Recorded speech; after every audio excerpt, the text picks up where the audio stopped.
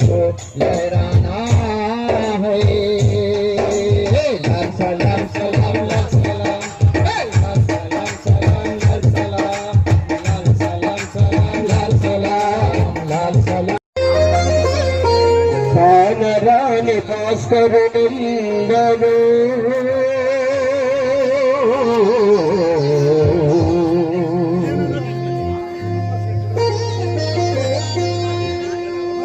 ఆ చల్లని సముద్ర గర్భం దాచిన బడబాలమెంతో ఆ నల్లని ఆకాశంలో కానరాని భాస్కరులెందరో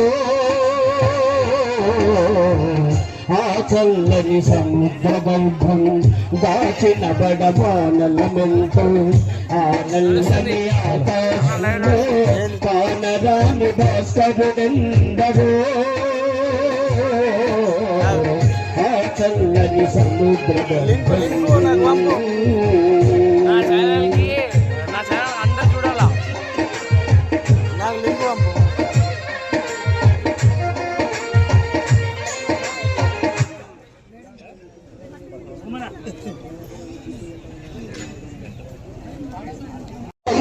జరిగిన పరిణామాలెన్నో ఒక రాజును గెలిపించుటకై ఒదిగిన నరకంఠాలెన్నో ఒక రాజును గెలిపించుటకై ఒదిగిన నరకంఠాలెన్నో కులమతాల చుడిగుండాలకు బలి అయిన పవిత్రులెందరో కులమతాల చుడిగుండాలకు బలి అయిన పవిత్రులెందరో ఆ చల్లని సముద్ర గర్భం దాచిన బడబానలమెంతో ఆ నల్లని ఆకాశంలో కానరాని భాస్కరులెందరో ఆ చల్లని సముద్ర గర్భం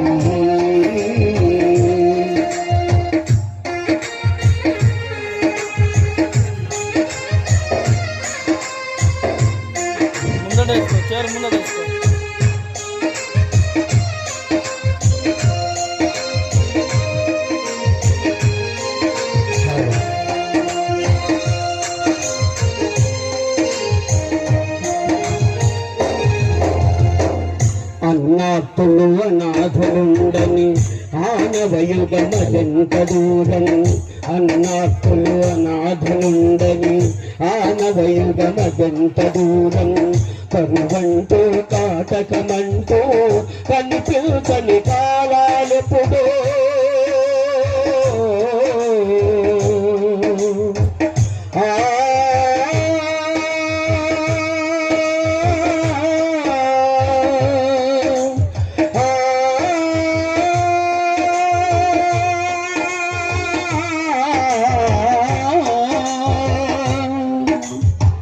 అన్నాత్తులు అనాథలుండని ఆనవయుగమదెంత దూరం కరువంటూ కాటకమంటూ కనిపించని కాలాలెప్పుడో పసిపాపలని దురతనులలో మురిసిన భవితవ్యం ఎంతో పసిపాపలని దురతనులలో మురిసిన భవితవ్యం ఎంతో గాయపడిన కవిగుండెలలో వ్రాయబడని కావ్యాలెన్నో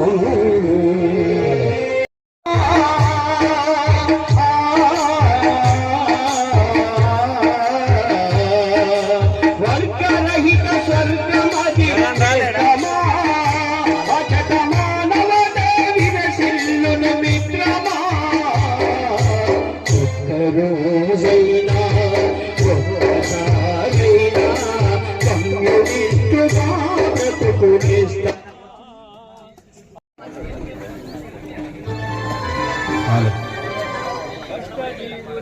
మేము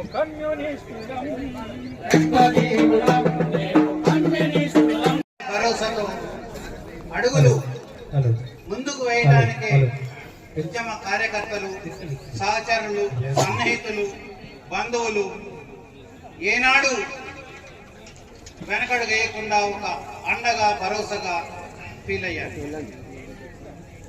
ఏ రంగంలో చూసినా తన యొక్క జిజ్ఞాస కానీ, తన యొక్క ప్రతిభ కానీ, తన యొక్క మేధా సంపత్తి కానీ ఉద్యమాలన్నీ తాత్కాలికంగా కోల్పోవటానికి చాలా బాధాకరమైంది. అన్నని ఈ విధంగా ఇంత తొందరగా స్మరించుకుంటాం. తన కోసం ఒక సంతాప సభని, సంస్మరణ సభని ఏర్పాటు చేస్తామని సహచరులు కానీ, మిత్రులు కానీ, బంధువులు కానీ ఎవరు ఊహించని పరిణామం. వాస్తవం తను మనకి దూరమైన దాన్ని, తను ఏదైతే కలలు కన్నాడో, తను ఏదైతే ఆశించాడో, ఏదైతే కావాలని కోరుకున్నాడో దాన్ని ఎవరికి తోచిన ప్రయత్నంలో మరొక్కసారి మననం చేసుకుంటూ ముందుకు పోతామనే దృష్టితో ఈ సంస్మరణ సభని ఏర్పాటు చేయడం జరిగింది.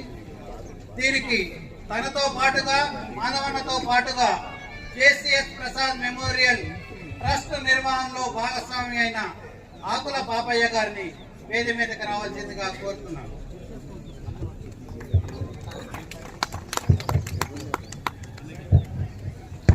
జోహార్ కామ్రేడ్ మాధవన్నకు, జోహార్ కామ్రేడ్ మాధవన్నకు. అదే విధంగా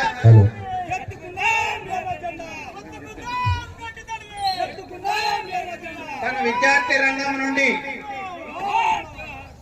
వృత్తిలోకి వచ్చిన తర్వాత హక్కుల రంగాన్ని తను బాధ్యతగా తీసుకొని హక్కుల రంగంలో తను కొత్త పోకడల్ని సృష్టించి అనేక మందితో కలిసి పనిచేశారు. అలా కలిసి పనిచేసిన సహచరులు, మిత్రులు విఎస్ కృష్ణ గారు మానవ హక్కుల వేదిక ఉభయ రాష్ట్రాల సమన్వయకర్త విఎస్ కృష్ణ గారిని వేదిక మీదకి రావాల్సిందిగా కోరుతున్నాను.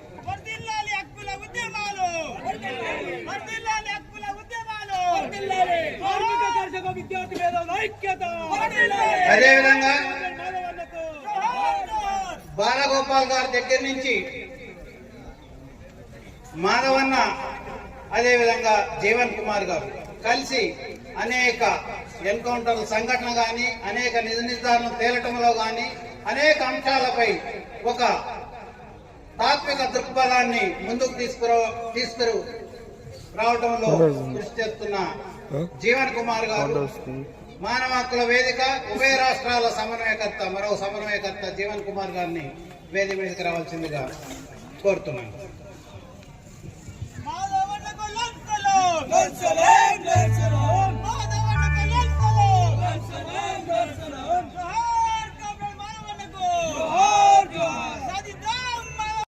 వచ్చిన మాధవన్న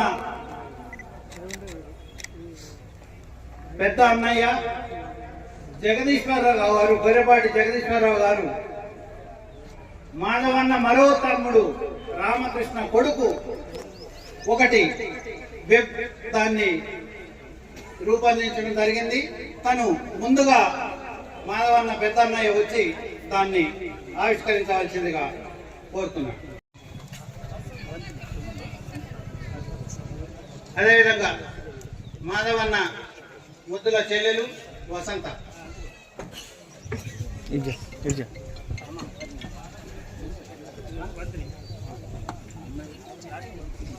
అన్నా అన్నా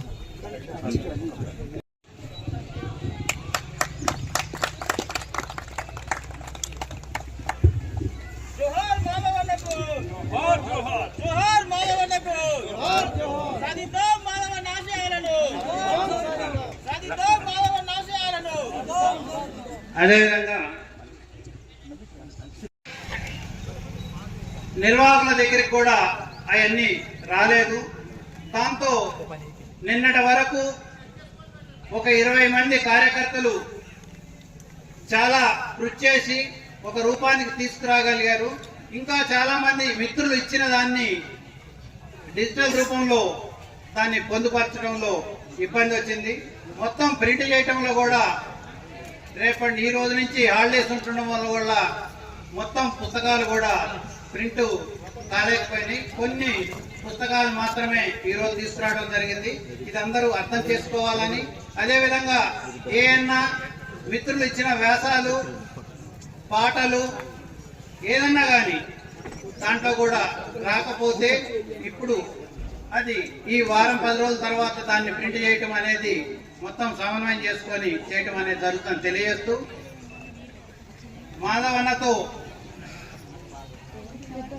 తను న్యాయవాద వృత్తిలో ఉండి ఏ విధంగా ప్రజలకి హక్కులు రావాలి అని కోరుకున్నాడో, పొందాలి అని కోరుకున్నాడో, మరొకరు ఈ జిల్లా చరిత్రలో వైద్య రంగంలోనే కొత్త ఒరవడి సృష్టించి పేద ప్రజలకు వైద్యం ఉండాలి అని చెప్పి అనేక రూపాల్లో పేద ప్రజలకి ఇక్కడి నుంచి కార్పొరేట్ వైద్యం కాదు ఇక్కడ వైద్యం అందుతుంది అని చెప్పి ఈ జిల్లాలో దశాబ్దాలుగా ప్రజలందరికీ అండదండలు అందిస్తూ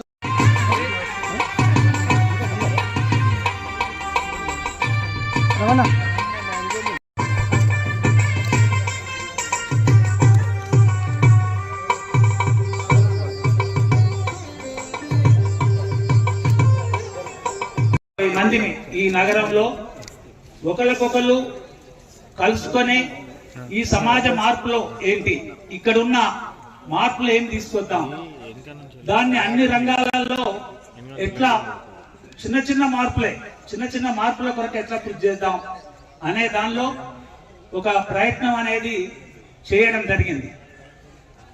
ఈరోజు చాలా మందికి మాధవన్న కోర్టులో ఏదైనా ఒక తప్పుడు కేసు అది పెట్టినప్పుడు అది ఎంత పెద్ద కేసు అయినా అన్న దగ్గరికి పోతే గెలుస్తాం, లేదా ఒక విషయం లోపల అన్న ఇది ఎట్లా అంటే లేదు ఇది ఇట్లా మనం చేసుకున్నాం, దీన్ని మార్పు చేయొచ్చు, దీనికి పెద్ద భయపడవలసిన అవసరం లేదు, లేదా భూమికి సంబంధించిన సమస్యలు ఎవరే వచ్చినా కొన్ని కేసుల రూపేనైనా లేకపోతే సలహాలు ఇవ్వడం ఎట్లా సలహాలు ఇవ్వచ్చు అని అంటే ₹1 లేకుండా సలహాలు ఇవ్వడం అనే దాన్ని అన్న చూశాడు. కొన్ని తనకొచ్చిన కేసులు డబ్బులతోనే ఉన్నా అట్లా కాకుండా ఎవరైనా సంఘాలు, ప్రజా సంఘాలు, ప్రజలు ఎవరైనా వచ్చేసి అన్న దీని కాడ ఇబ్బంది ఉంది, తిన్నది ఫ్రీ చేయాలి అనుకుంటే ఫ్రీగా సలహాలు ఇవ్వడము, సూచనలు చేయడము, వాళ్ళకి అండగా నిలవడము అనేది.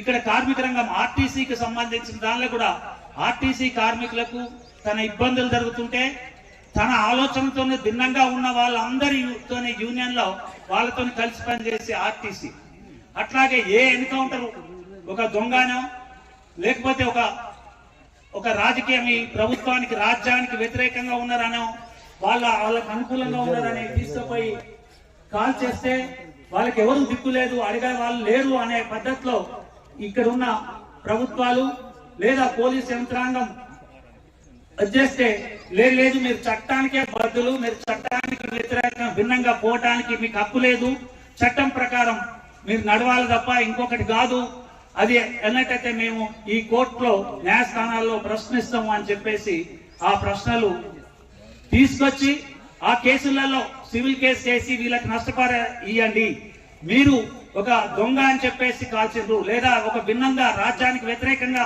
ఉన్నారని వాళ్ళని కాల్ చేశారు, ఇది న్యాయబద్ధం కాదు, చట్ట ప్రకారం కాదు అని చెప్పేసి మాధవన్న ఆ కేసులేసి దేశం లోపలనే ఎప్పుడు కూడా వాళ్ళు నష్టపరిహారాలు ఇచ్చేది కాదు, కానీ న్యాయస్థానం ద్వారా అది 1 లక్ష 2 లక్షల రూపాయలే కావచ్చు, కానీ దేశం మొత్తంలో మొట్టమొదట మన నిజామాబాద్ నుంచి ప్రభుత్వం దగ్గర నుంచి ఇది ప్రభుత్వమే బాధ్యత అని చెప్పేసి వాళ్ళకు ఆ కుటుంబానికి నష్టపరిహారం ఇప్పించేసి పోలీసులలో కూడా ఇది మీరు సరి అయింది కాదంటే కానీ ఇటు న్యాయమూర్తులతో కానీ ఇటు ప్రజలకు ఒక విశ్వాసాన్ని కల్పించిన మాధవన్న ఈ రోజు మనకు దూరమయ్యాడు.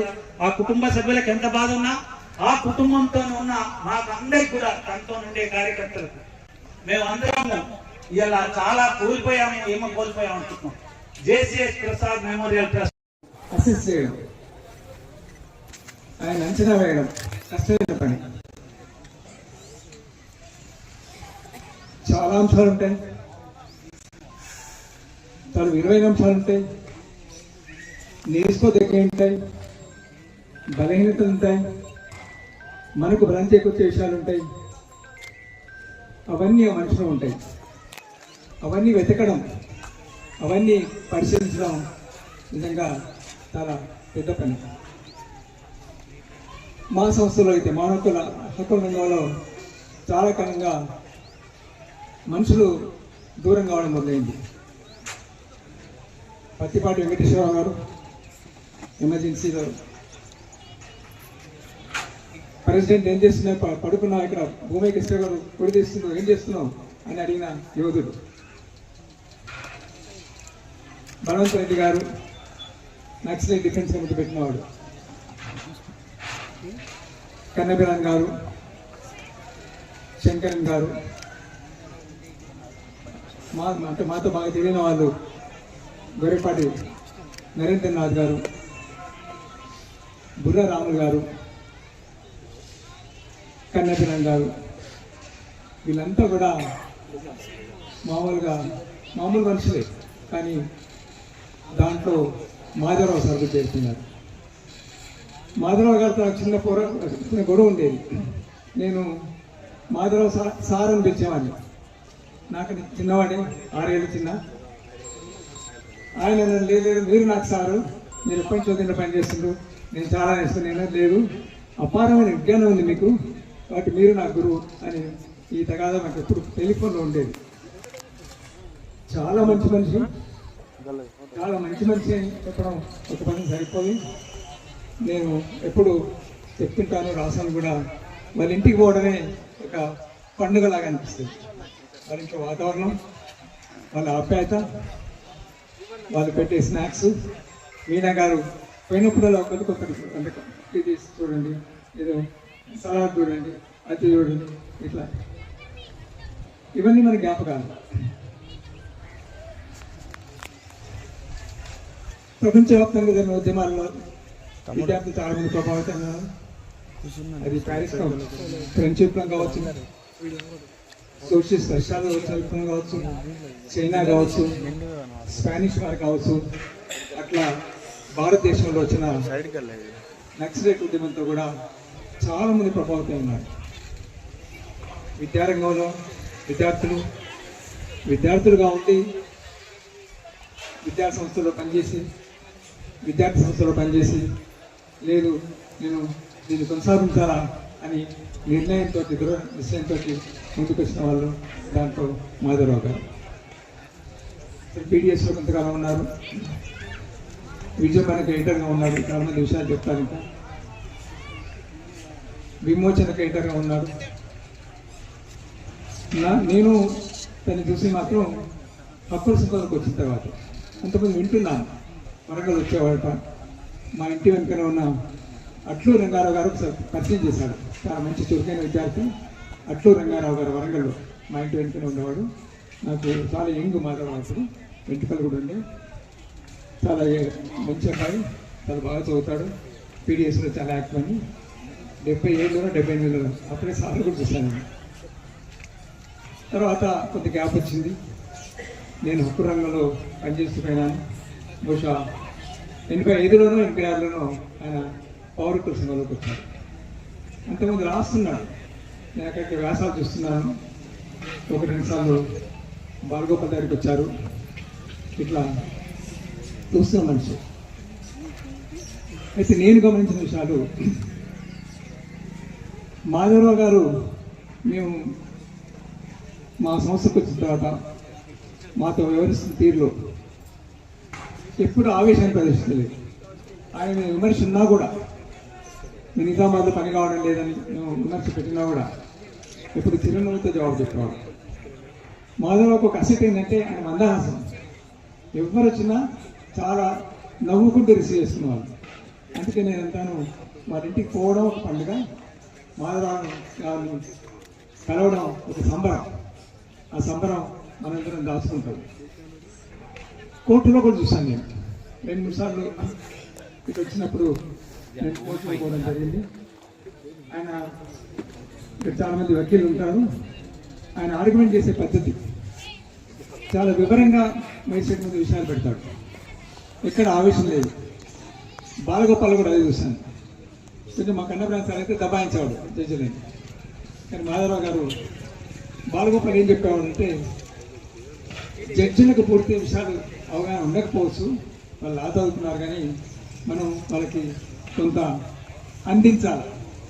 మనం అందించినప్పుడు వాళ్ళు తీర్పును సరిగ్గా రాస్తారు అని బాలగోపాల్ సరిగ్గా అదే పద్ధతిలో మాధవరావు గారు వాదించేవారు. అసలు ఎన్కౌంటర్ కేసు అయితే చాలా ఎక్స్ట్రాడినరీ. నాకు తెలిసి మహారాష్ట్రలో బాంబేలో ఒకరిద్దరు శిక్షలు పడ్డాయి, కానీ నష్టపరిహారం ఇచ్చింది బహుశా నిజామాబాద్ అని అనుకుంటాను. నేను రాసిన 3 ఎన్కౌంటర్ కేసులు, 3 ఎన్కౌంటర్స్ రకరకాలే. ఆ గుట్ట మీద ఒక ఎన్కౌంటర్ కేసు, అందరూ ఇద్దరు. తర్వాత ఒక ఆయన దొంగ అనే పేరుతో కంపెనీ కేసు. ఇంకొక కేసు ఉంది, మాధవరావు గారు రాయవలసింది. ఇక్కడ ఉన్న వకీలు నేను రాస్తాను. ఒక ఇన్స్పెక్టర్ బహుశా ఎన్టీ రామారావు టైంలో అనుకుంటా, ఆర్డినరీ ప్రమోషన్స్ అంటే సర్వీస్ని మినహాయించి ప్రమోషన్ చే ఒక పద్ధతి, అంటే ఎన్కౌంటర్ చేయండి ప్రోత్సహించడానికి. అప్పుడు ఒక వడ్డేరాల పిల్లగా నిర్మల్లో అనుకుంటా, నేను వెరిఫై చేసుకోవాలి అని చెప్పాలా, ఒక చిన్న పిల్లవాడిని తీసుకెళ్ళి పంపిస్తారు. అప్పుడు మేము మిస్సింగ్ కేసు మీద తిరుగుతున్నాం, నేను బాగుంటాను. పాప ఆ తండ్రి అమాయకంగా వచ్చి జైలు ముందు కూర్చుంటాడు, నా కొడుకు బయటకు రాని. నేను అంతకుముందే ఒక దొంగ అడ్వకేట్ అని మాట వాడుతున్నాను. ఒక నీచుడు, ఒక అడ్వకేట్ డబ్బుల కోసం ఒక రాంగ్ అఫిడవిట్ వేసి ఒక ఇన్స్పెక్టరు ఆయన దగ్గర పాలేరు కొడుకుని ఒక అఫిడవిట్ వేసి బయటకు తీసుకొచ్చి పంపిస్తాడు. చిన్న పిల్లవాడు అడవిలో తీసుకొని పంపిస్తాడు, ప్రమోషన్ క్లెయిమ్ చేస్తాడు.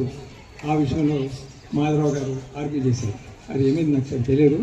దాంట్లో జడ్జిమెంట్ వచ్చింది.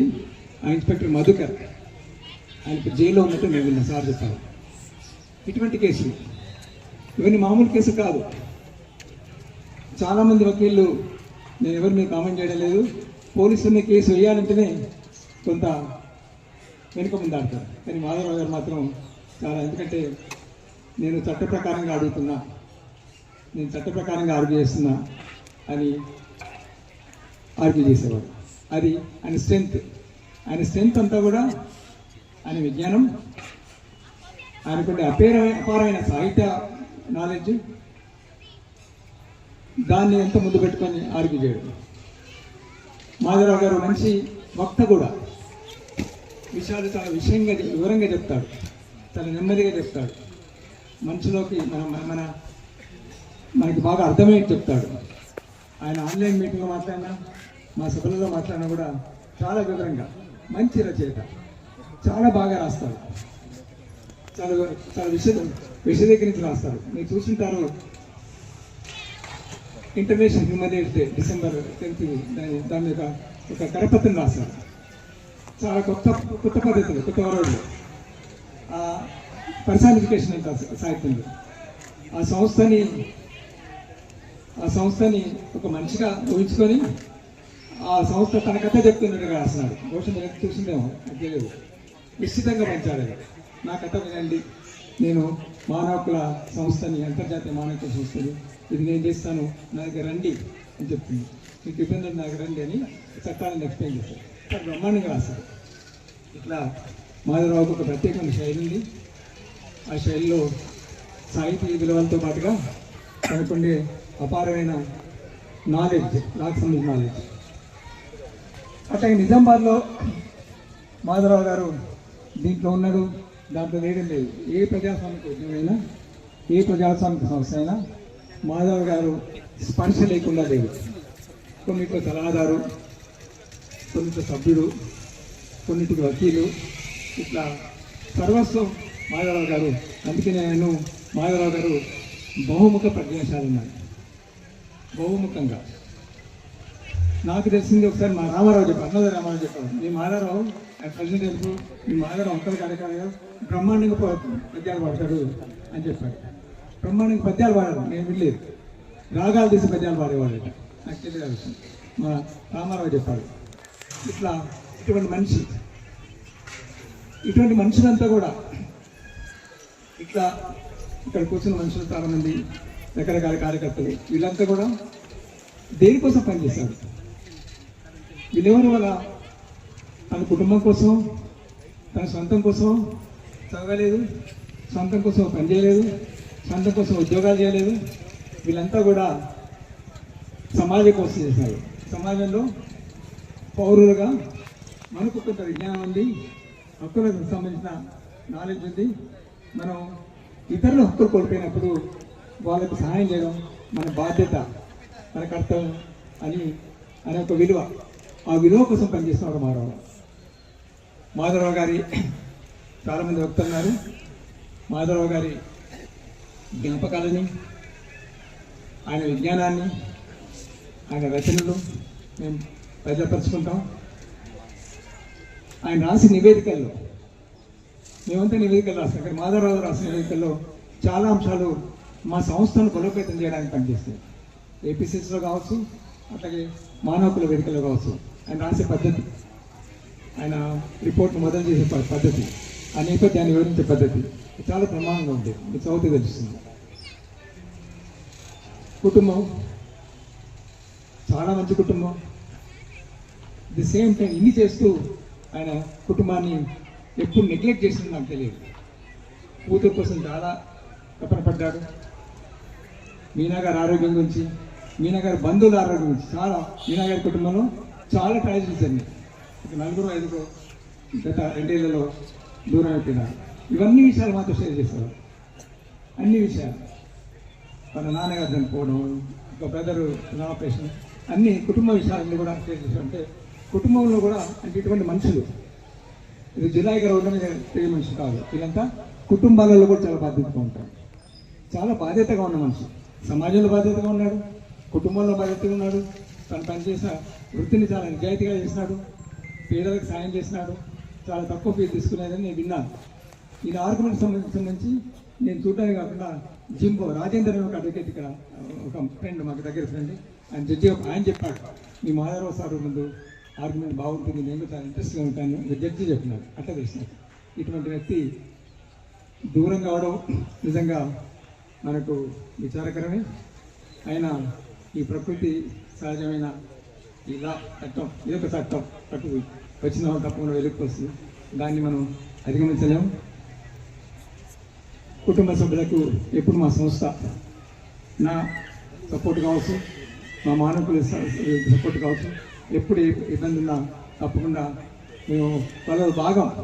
మా సంస్థలో ఒక సంస్కృతి ఉంది. మాది ఒక సంస్థ కాదు, ఒక సంస్థే కాదు, కానీ ఒక పెద్ద కుటుంబం. మానవుల వేదిక ఒక పెద్ద కుటుంబం. ఎవరికి ఎక్కడ ఇబ్బంది వచ్చినా అందరిని కదులుతాం. అట్లా మేము ఎప్పుడు వాళ్ళ వెంబడి ఉంటామని. అట్లాగే మీ అందరికీ మిత్రుడు, కొందరికి మాధవన్న, కొందరికి మాధవరావు, కొందరికి మాధవ్, నాకు ఇప్పటికీ మాధవ సారే. ఆయనకు నివాళి అర్పిస్తూ మా సంస్థ తరఫున, తర్వాత ఇక్కడికి రాలేని మా చాలామంది మిత్రులు ఉన్నారు, వసంత గారు, చాలామంది బాధగా ఉన్నారు, వాళ్ళందరి తరఫున నేను కుటుంబానికి ప్రగాఢ సంతాపం తెలుపుతున్నాను. అట్లాగే మేము ఇక్కడికి వచ్చిన కృష్ణ గారి, నేను కానీ మా కార్యకర్తలు చాలామంది వచ్చారు. మేమంతా తప్పకుండా మీరు ఇక్కడ రాసిన ఆశయాలు, మాధవరావు గారు పనిచేసిన చొరవ తీసుకుంటాం, అటువంటి చొరవతో పనిచేస్తాం, ఆ వైఖరితో పనిచేస్తాం, అట్లా నేర్చుకుంటాం, అట్లా చదువుతాం, దాన్ని మేము మా రచనలో పొందుపరుచుకుంటాం చెప్తూ నాకు ముందుగా అవకాశం ఇచ్చేందుకు ధన్యవాదాలు సార్. ఇప్పుడు మానవ హక్కుల వేదిక 2 రాష్ట్రాల సమన్వయ సభ్యుడు మిత్రుడు కృష్ణ గారిని మాట్లాడాల్సిందిగా కోరుతున్నాను.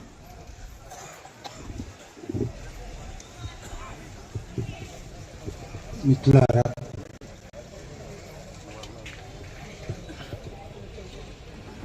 మొన్న డిసెంబర్ 14-15 మానవ హక్కుల వేదిక 2 రాష్ట్రాల మహాసభలు, 10వ మహాసభలు. ధన్యవాదాలు సార్. ఇప్పుడు మానవ హక్కుల వేదిక 2 రాష్ట్రాల సమన్వయ సభ్యుడు మిత్రుడు కృష్ణ గారిని మాట్లాడాల్సిందిగా కోరుతున్నాను.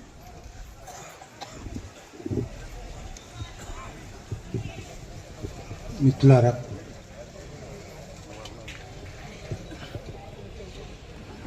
మొన్న డిసెంబర్ 14-15 మానవ హక్కుల వేదిక 2 రాష్ట్రాల మహాసభలు, 10వ మహాసభలు. ధన్యవాదాలు సార్.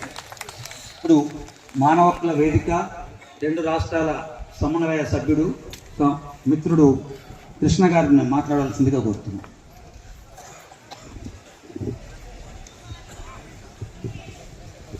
మిత్రులారా,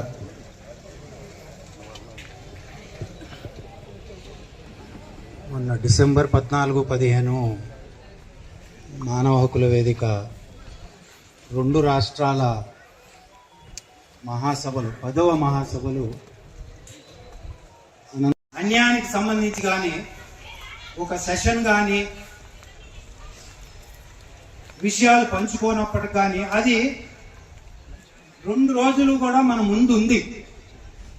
ప్రపంచంలో జరుగుతున్న అతి పెద్ద మారల్ క్రైమ్ ఇవాళ. అది గుర్తొచ్చినట్టు పెట్టారు. చేద్దాం, ఆయన ఒక పద్ధతిలో అనేవాళ్ళు, అది చేద్దాం అంటే కొంత దాని గురించి రాద్దాము, మీటింగులు పెడదాం, ఆలోచన చేద్దాము అనేది ఆయన ఉద్దేశం. ఒక వాంత్ ఉండేది మనిషిలో. అప్పుడప్పుడు డిసగ్రిమెంట్స్ ఉండేవి, దాని బిట్టర్నెస్ ఉండేది కాదు. జీవన్ గారు చెప్పినట్టు ఒక చక్కటి నవ్వు, ఓపెన్నెస్ ఆయన డెమనేర్లో. క్రిటికల్ ఇష్యూస్ మాట్లాడుకున్నప్పుడు కొంత డిసగ్రీ అయ్యేవాళ్ళు. స్టాలినిజం మీద, న్యూ లెఫ్ట్ మూవ్మెంట్ మీద, జపాటిస్టా మూవ్మెంట్ మీద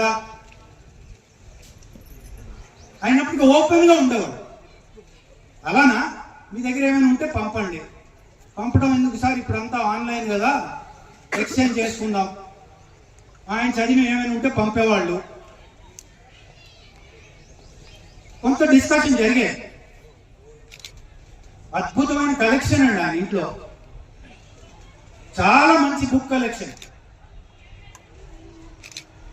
ఆయన ప్రొఫెషన్ కానీ, ఆయనతో రాజకీయంగా కలిసి వెళ్ళిన వాళ్ళందరికీ తెలుసు, ఒక షార్ప్ ఇంటెలెక్చువల్ స్ట్రీక్ ఉండేది ఆయన.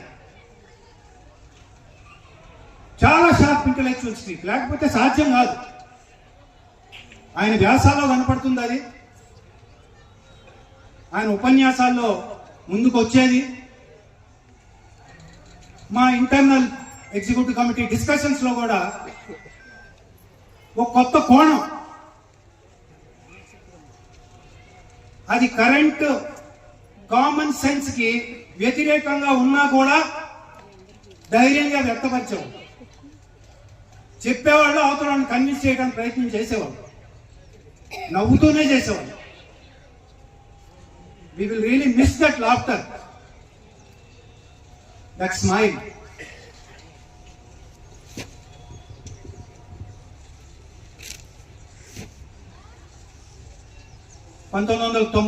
అక్టోబర్ 11వ తేదీన మానవ హక్కుల వేదిక పుట్టినప్పుడు ఉన్న 32 కార్యకర్తల్లో మాధవరావు గారు ఒకళ్ళు. సుదీర్ఘమైన చర్చ జరిగిన తర్వాత సంస్థ ఏర్పరచుకోవడం జరిగింది. ఫౌండింగ్ మెంబర్, స్పష్టమైన అవగాహన ఉండేది రాజ్యం పట్ల, చట్టం పట్ల, సోషల్ రిఫార్మ్ పట్ల, సామాజిక మార్పు పట్ల చాలా క్లియర్ అండర్స్టాండింగ్ ఉండేది. మాకు లేదు, నిజంగా చెప్పాలంటే. ఆయన ఒక విధంగా మాకు సీనియర్.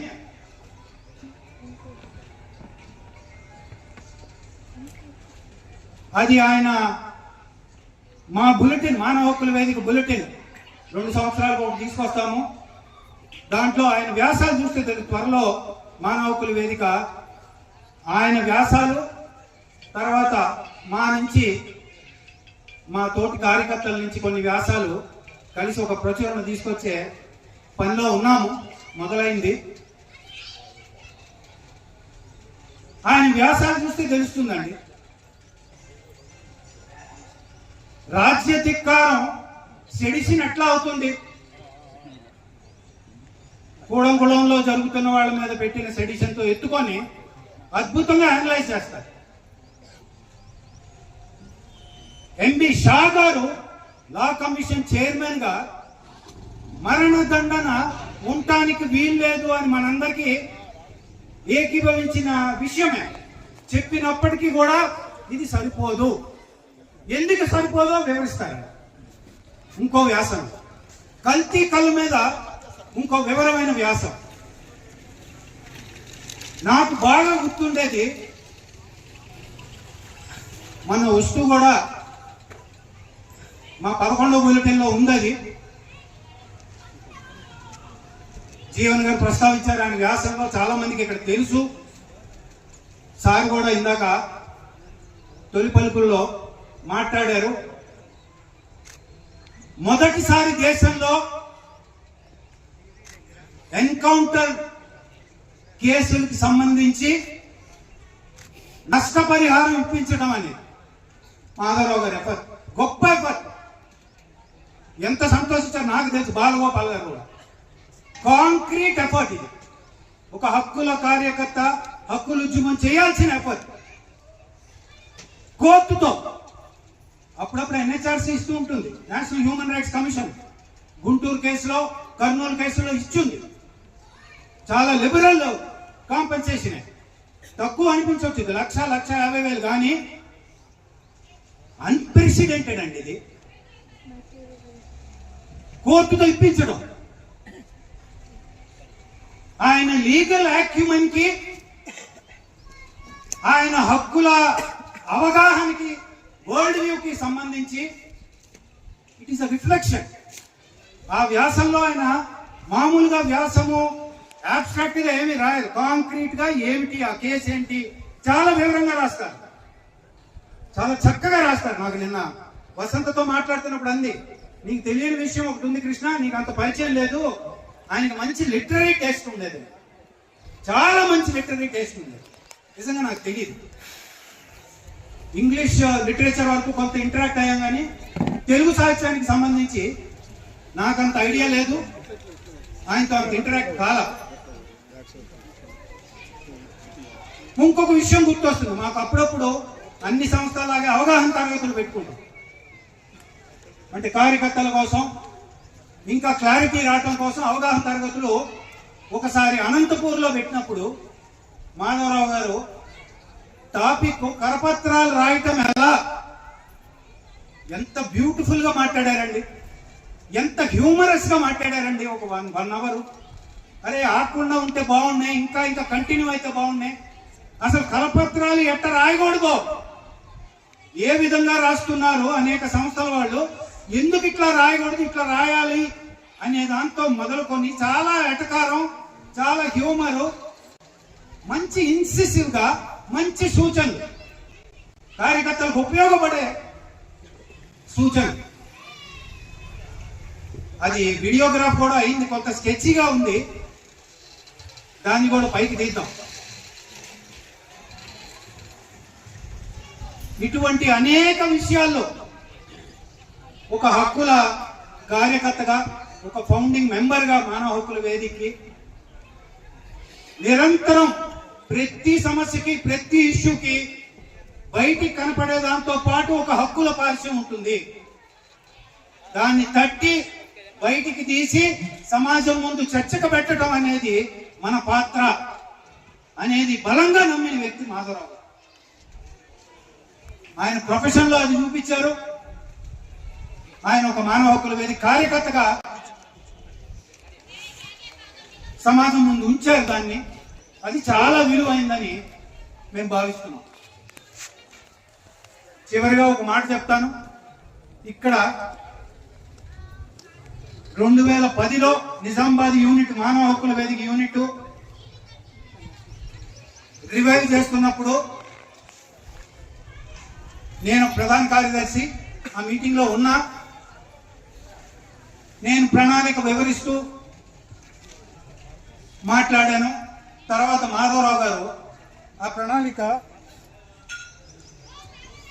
కాపీని తీసి కార్యకర్తల ముందు పెట్టి ఒక స్వతంత్రమైన, విశాలమైన హక్కుల ఉద్యమం స్థాపించడం అనేది మా లక్ష్యం, మానవ హక్కుల వేదిక మన లక్ష్యం అని చెప్తూ, ఇదేదో ఉత్తి కాగితం అనుకోకండి, కృష్ణ గారు ఇందాక వివరించారు, ఎంతమంది ఆలకించారో లేదో కానీ దీని వెనక ఒక 30 ఏళ్ల ప్రాక్టీస్ ఉంది అనేది గమనించండి. నాకు ఎంత గుర్తో బాగా ఆ మాట ఆయన వాడటం. ప్రాక్టీస్ అంటే ప్రాక్టీస్. ఒక అద్భుతమైన ప్రాక్టీస్. ఎప్పటి నుంచో ఈ మధ్య మనకు తెలిసిన వాళ్ళల్లో బాలగోపాల్ గారు, కన్నాభిరాన్ గారు అని 2 పేర్లు ప్రస్తావించి చెప్పారు. ఆ ప్రాక్టీస్ ఉంది దీని వెనక. ఇదేదో ఒక అబ్స్ట్రాక్ట్ మేనిఫెస్టో కాదు. ఇది లోతుగా అర్థం చేసుకుంటే ఇంకా బలంగా మనం పనిచేయగలుగుతాం. మానవ హక్కుల వేదికలో బలంగా సమాజంలో ఒక హ్యూమన్ రైట్స్ కల్చర్, అంతిమంగా ఏంటండి పనిచేసేది? ఒక హ్యూమన్ రైట్స్ కల్చర్ క్రియేట్ చేయడానికే కదా, ఒక మానవ హక్కుల సంస్కృతి. అది క్రియేట్ చేస్తే అన్ని ప్రోగ్రెసివ్ మూవ్మెంట్స్ కి అది దోహదపడుతుంది. సమాజాన్ని ఏదో కొంత ముందుకు తీసుకెళ్తుంది, బలంగా ముందుకు తీసుకెళ్తుంది అనేది మానవ హక్కుల వేదిక అవగాహన. అది ఆచరించారు మాధవరావు గారు. We will miss that practice అని చెప్తూ ముగిస్తాను. జోహార్ మన మాధవరావు గారికి, జోహార్. జోహార్ హక్కుల మాధవరావుకి, వర్ధిల్లాలి మానవ హక్కుల వేదిక. నిన్నెట్లా మరతుమే మాధవన్న, మాధవన్న, మాధవన్న, మమ్మెట్లా విడిచితివే మాధవన్న, నిన్నెట్లా మరతుమే మాధవన్న.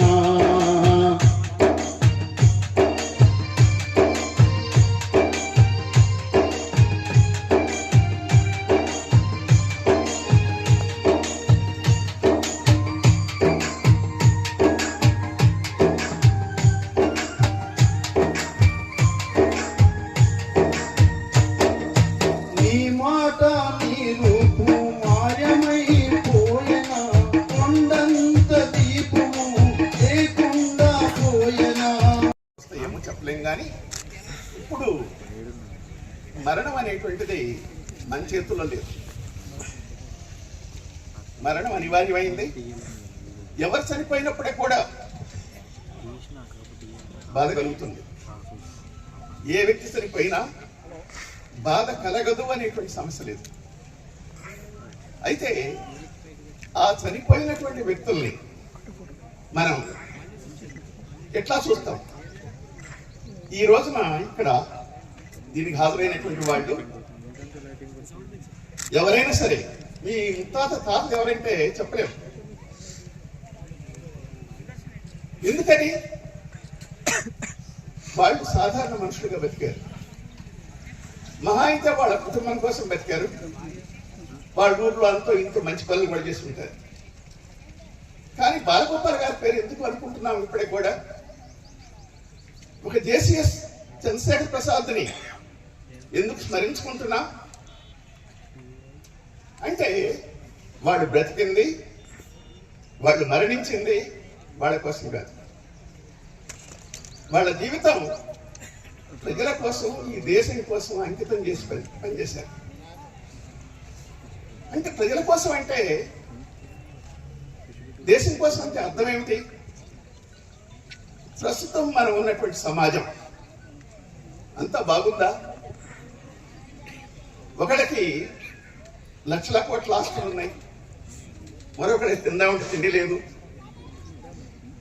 పని చేద్దామంటే లేదు, చదువుకుందామంటే సరైనటువంటి అవకాశాలు లేవు, వైద్య సౌకర్యాలు లేవు. అసమానతలతో కూడుకున్నటువంటి సమాజం ఇది. దీనిని, ఈ అసమానతలకు దూరం ఏంటి? ప్రస్తుతం ఉన్నటువంటి దోపిడీ వ్యవస్థ అంటారు. కొంతమంది దోపిడీ వర్గం, వాళ్ళు పెట్టుబడిదారులు కావచ్చు, వ్యాపార వర్గం కావచ్చు, భూస్వామ్య వర్గాలు కావచ్చు, మిగిలిన వాళ్ళ దోపిడీ చేయడం చేత ఇటువంటి పరిస్థితి ఏర్పడుతుంది. ఇటువంటి అణచివేత కానీ, పీడన కానీ, దోపిడీ కానీ లేనటువంటి ఒక సమాజం కావాలి.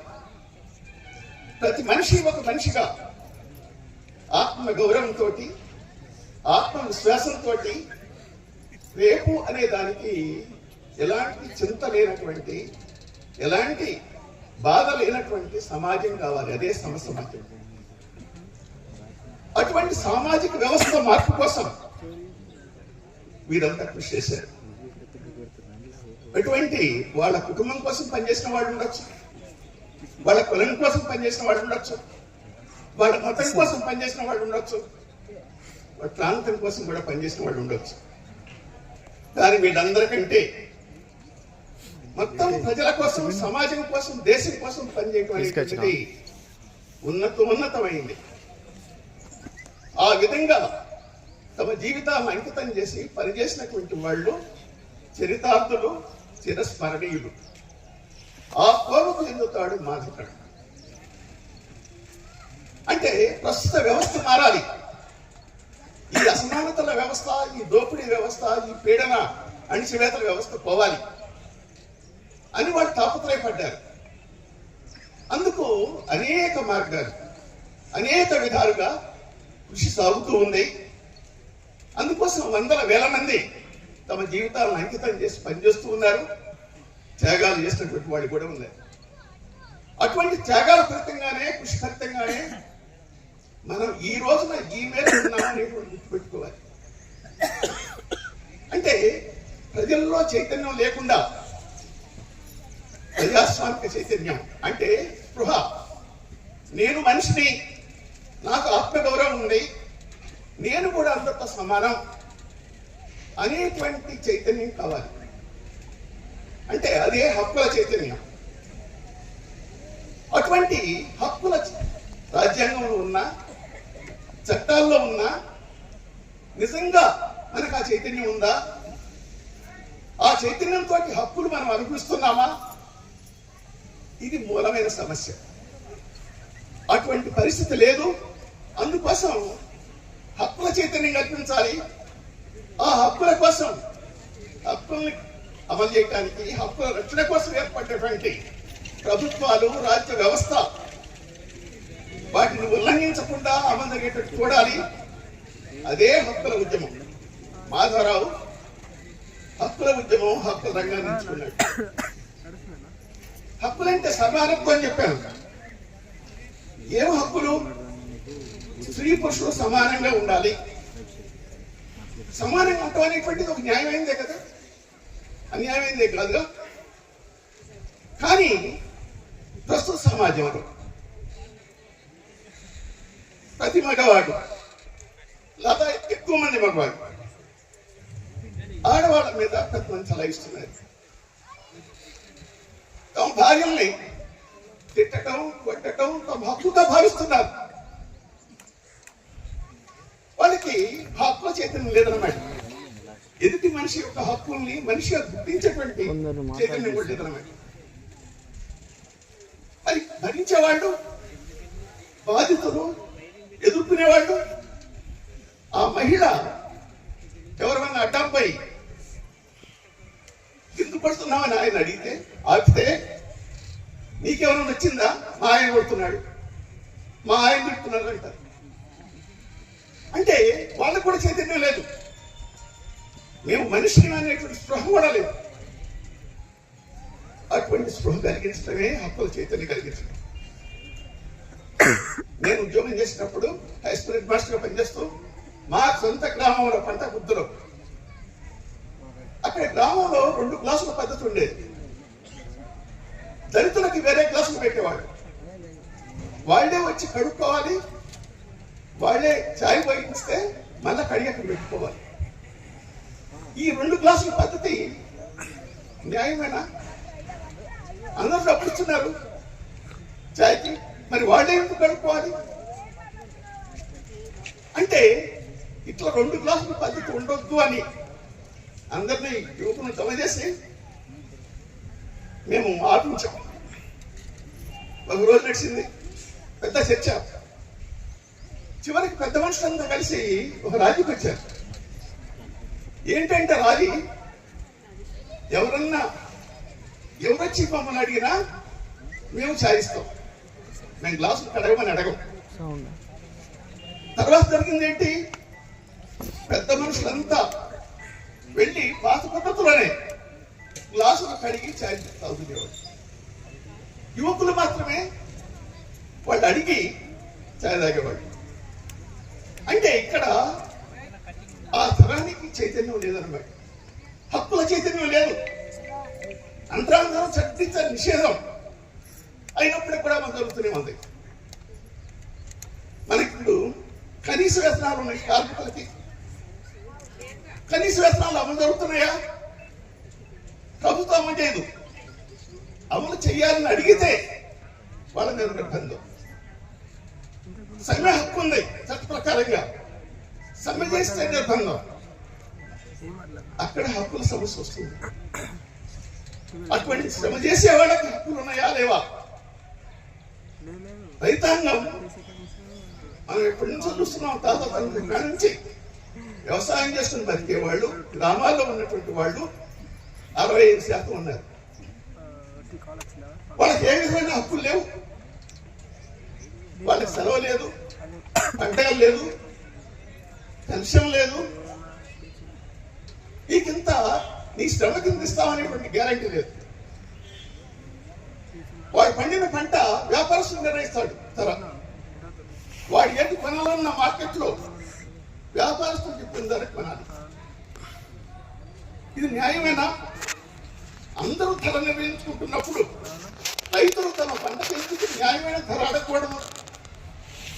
దానికోసమే రైతులు గత 3 సంవత్సరాలుగా 4 సంవత్సరాలుగా పోరాటం చేస్తున్నారు.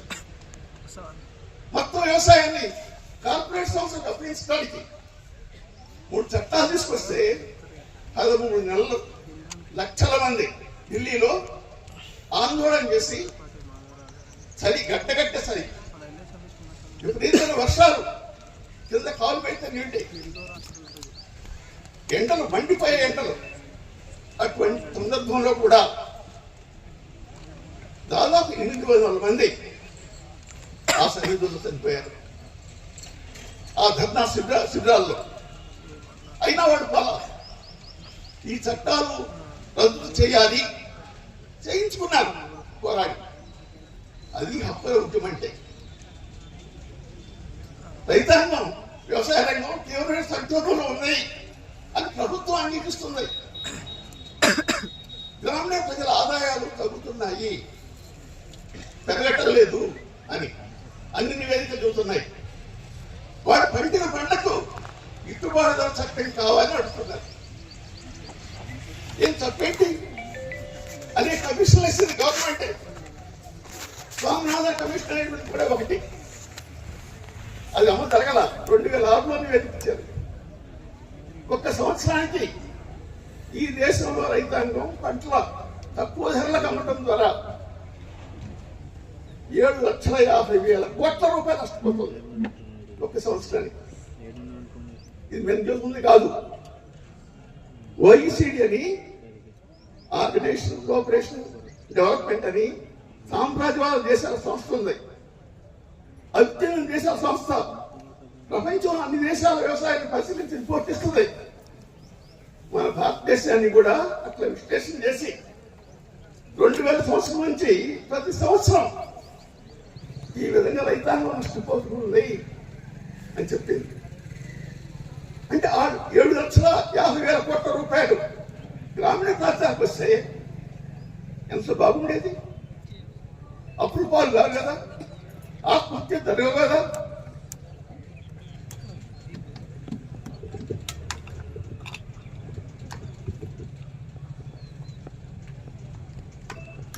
ఆ విధంగా ఇప్పుడు మనం వ్యవసాయం తీవ్రమైనటువంటి సంక్షోభంలో ఉంది. దీనికి కారణం ప్రభుత్వం. ఇక్కడ హక్కుల సమస్య వస్తుంది. రైతులకు కూడా హక్కు ఉందా లేదా? వ్యవసాయ కూలీలు 15 కోట్ల మంది ఉన్నారు ఈ దేశంలో. వాళ్ళకి ఎలాంటి చట్టాలు అమలు లేవు. హక్కులు కావాలంటే ఇవి.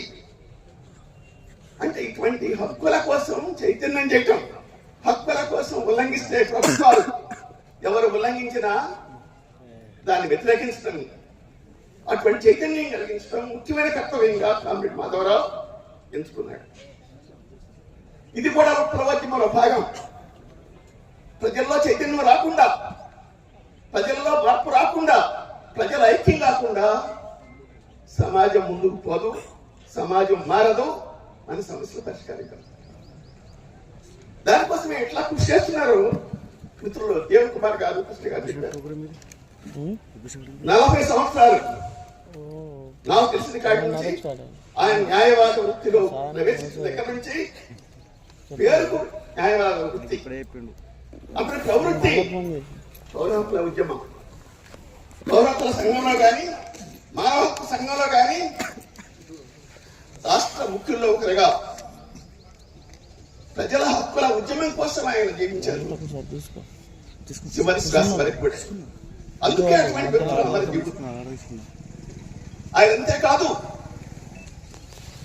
ఆయన ఒక విప్లవకారుడు కూడా. ప్రజల విముక్తిని చూపించే మార్గం చూపించేటువంటి, ప్రపంచంలోనే సమాజం కావాలని కాంచేటువంటి శ్రామిక వర్గ సిద్ధాంతాన్ని, మార్క్సిజాన్ని నమ్మి దానికోసం అన్ని విధాలా కృషి చేసింది. నిజామాబాద్ జిల్లాలో సాగిన ఉద్యమాలన్నింటిలో, విప్లవోద్యమాలను ఆయన పాత్ర లేదు, లేనిది ఉందంటే నమ్మలేదు. అన్నిట్లోనూ ఉన్నాడు ఆయన. పెద్ద దిక్కుగా ఉన్నాడు ఆయన. ఈ జిల్లా ఉద్యమానికి పెద్ద దిక్కుని కోల్పోయాం. ఈనాడు సమాజంలో విలువలు తగ్గుతున్నాయి, అవినీతి పెరిగిపోతుంది. ఆ జాతీయ ఉద్యమాలకు కూడా పట్టుకుంది. అటువంటి విలువల కోసం, నీతి నిజాయితీ కోసం అవినీతికి వ్యతిరేకంగా పోరాటం సాగించాడు. నిష్కర్షగా, నిర్మోహమాటంగా వాటిని ఎన్ని కష్టాలు వచ్చినప్పుడే కూడా ఎదిరించి ధైర్యంగా నిలబడ్డాడు ఆయన. అంటే ఇటువంటి వ్యక్తులు మనకి సమాజంలో చాలా అరుదుగా కనిపిస్తారు. మన దేశంలో ఈ రోజున ప్రజల హక్కుల మీద, అది రైతాంగం కావచ్చు, కార్మికులు కావచ్చు, దళితులు కావచ్చు, మహిళలు కావచ్చు, ఆదివాసులు కావచ్చు, హక్కుల మీద దాడి జరుగుతూ ఉంది. కొత్త హక్కులు రావటం కాదు, మనకి రాజ్యాంగంలో ఉన్నటువంటి, చట్టాల్లో ఉన్నటువంటి హక్కుల మీద దాడి జరుగుతుంది. అమలు కాకుండా చేస్తున్నారు. మతం పేరిట, కులం పేరిట ప్రజల్ని చేలదీస్తున్నారు, విద్వేషాలు రెచ్చగొడుతున్నారు. మొత్తం మన రాజ్యాంగం ప్రమాదంలో ఉంది. భారతదేశంలో ఈ రాజ్యాంగం కింద పార్లమెంటరీ ప్రజాస్వామ్యం, లౌకికవాదం అనేటువంటి చాలా ప్రమాదాలు ఎదుర్కొంటున్నాయి. రాష్ట్రాల హక్కులు కాలు రాస్తున్నారు. దీనినే మేము ఫాసిస్ట్ ప్రమాదం వస్తుంది, ముంచుకొస్తుంది అంటున్నాం. హిందుత్వ ఫాసిస్ట్ ప్రమాదం, ఫాసిస్ట్ ఆర్ఎస్ఎస్ బీజేపీ నాయకత్వాన, మోడీ నాయకత్వాన మన దేశంలో అటువంటి ఫాసిస్ట్ ప్రమాదం పెరుగుతూ ఉంది. మన హక్కులకు, మన ఉపాధికి, మన బ్రతుకు భవిష్యత్తుకు ప్రమాదం వచ్చి వస్తుంది. ప్రజలు ఐక్యం కావాలి, ప్రజలు చీలిపోకూడదు. అందుకోసం అనేక కుతంత్రాలు సృష్టిస్తున్నారు, ఒట్లాట్లు పెడుతున్నారు. వాటన్నిటిని కూడా అర్థం చేసుకోవాలి. ఈ సందర్భంలో హక్కుల ఉద్యమం అనేటువంటిది చాలా ప్రాధాన్యత కలిగినటువంటిది. ఈనాడు దేశంలో హక్కుల ఉద్యమం కానీ, విప్లవోద్యమాలు కానీ, ప్రజాస్వామిక ఉద్యమాలు కానీ బలహీనంగా ఉన్నాయి. అందుకోసమే ఐక్యం కావాలి, అందరూ కలిసి ఉద్యమించాలి. అది మాధవరావుకు మనం అర్పించే నిజమైనటువంటి శ్రద్ధాంజలి. అటువంటి ఐక్య ఉద్యమాలను మనం ముందు తీసుకోవాలి. మాధవరావు తన జీవితాంతం ప్రజల కోసం ఆలోచించాడు, ప్రజల కోసం జీవించాడు, ప్రజల హక్కుల కోసం కృషి చేశాడు.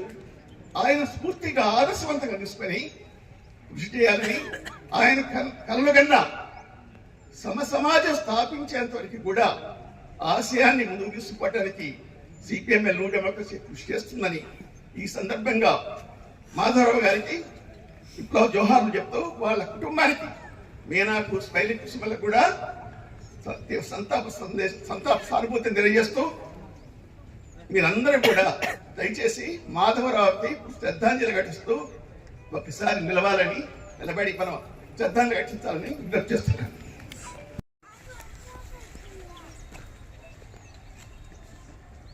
అమర్ హే మాధవరావు గారు, జోహార్ గొర్రపాటి. ఒక ఇన్సెక్యూరిటీ, ఒక బాధ, ఒక భయం. What if I don't get to spend time with him as much as I wanted అని ఎప్పుడూ ఉండేది. నాన్నకు ఒక అలవాటు ఉండేది, ఆయన దగ్గర పనిచేసేవాళ్ళు, లా నేర్చుకుని ఆయన దగ్గర జూనియర్స్గా ఉండే వాళ్ళకి ఒక బ్లేజర్ గిఫ్ట్గా ఇచ్చేవాళ్ళు. నా కోసం కూడా తెచ్చాను. నా లా అయిపోయింది, ఇంకా ఎన్రోల్మెంట్కి నిన్ను ఈ బ్లేజర్లోనే చూడాలి అని చూడలేకపోయారు. What I'm trying to say is cherish those moments which you have with that person and don't keep postponing things, because you never know what would be that last moment with that person you have.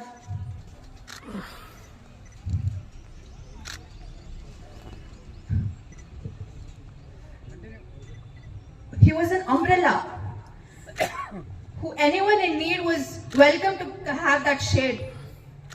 Nana kolpodam adi vastamame, but he had that strength and that ability to embed those thoughts and knowledge, his insights into the people, and it is for the people to take that legacy forward.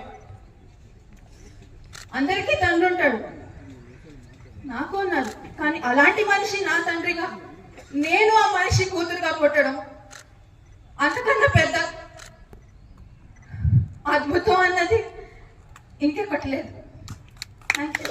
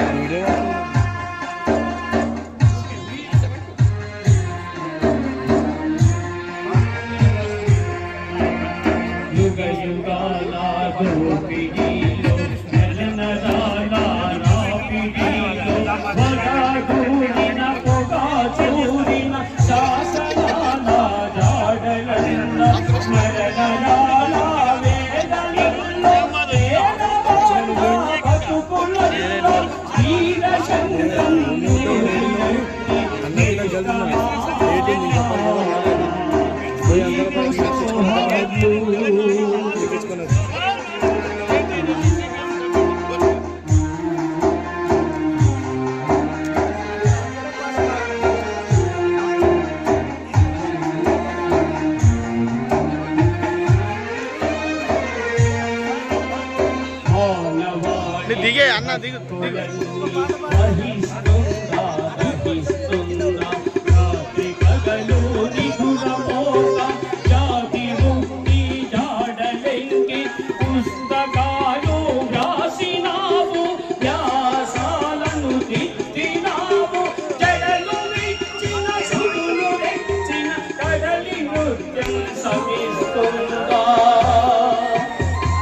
పర్వతీరం ప్రవేశుందా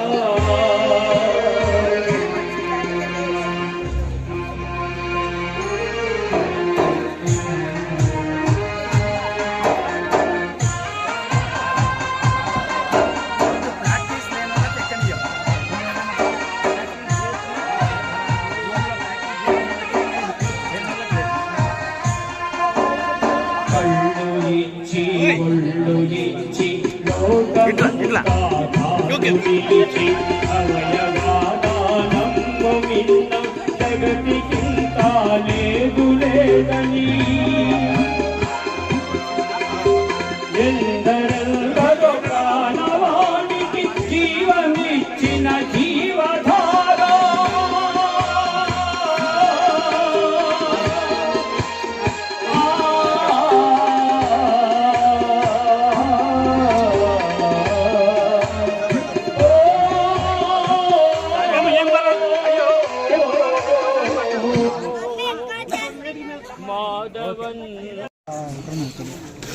అన్నీ నింపి పెట్టినా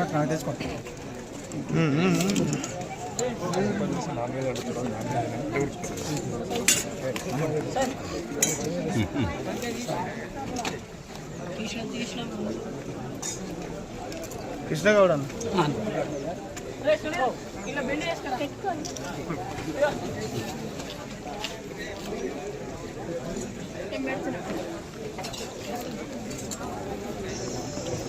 ఇటు